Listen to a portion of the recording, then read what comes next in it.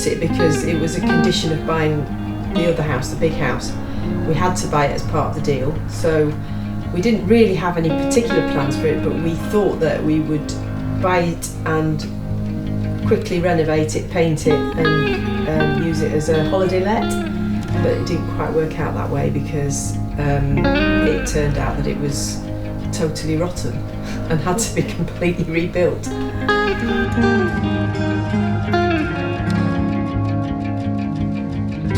Well, it was quite clear from the renovations that it was two little buildings that had been joined together, and we think there was a stable and a barn, because locals had told us that the garden at the back used to be full of horses.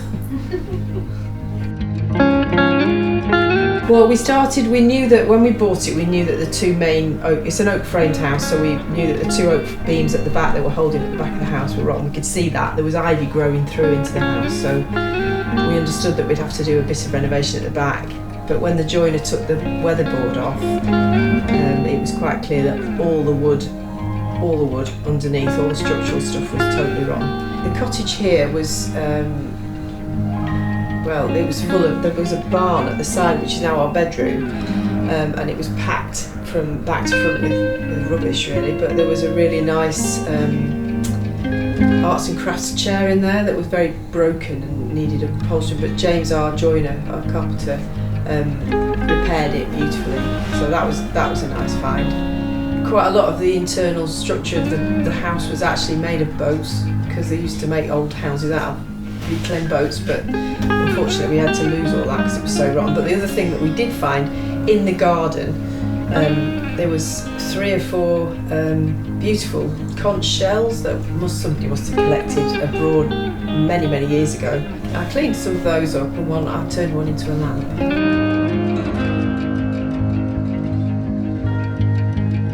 We didn't have a vision for it. That was the thing. It was a mistake really. We just kept doing it a bit at a time. We didn't have any plans drawn. We just, for this bit, for the bit that was just renovated, we just had to replace the walls, and then we decided what structure to use inside. But it's been a bit dictated by the walls that exist. So there were some things we've had to keep. We had to keep the old chimney breast, and this wall stayed. But basically it's evolved. We did get planning permission for this. This was an afterthought really. We got halfway through and then we thought, why don't we turn that barn into another bedroom? So it evolved.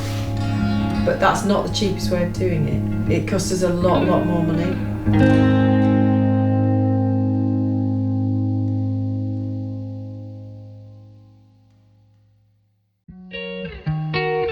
Well, just make sure you've had it surveyed properly and you know exactly what you're getting into, because we didn't really have any idea what we were up against. I mean, it was nice because it evolved and we weren't too stressed at the beginning. It just kept happening. But it's not the cheapest way of doing it, as I said. It really isn't. It's terribly expensive.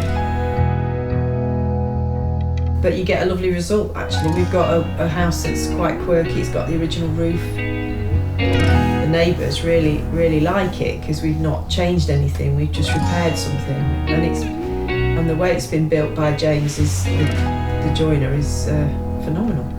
His techniques are, old-fashioned but brilliant.